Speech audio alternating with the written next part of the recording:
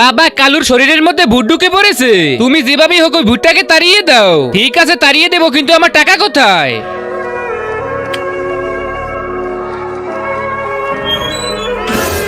আবে শালা কে তুই? কাঞ্চনা।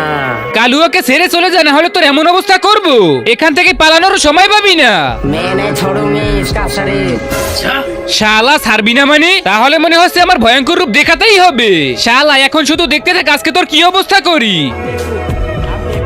সুমন্তর সু কালী কুত্তার গু।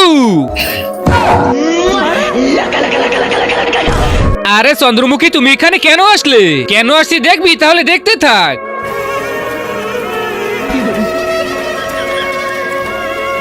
আরে শালা দুইটা ভূত মিলে একসাথে ডান্স করতেছে। ভাই তোরা বন্ধ কর, না হলে আমি এখনই মরে গেলাম।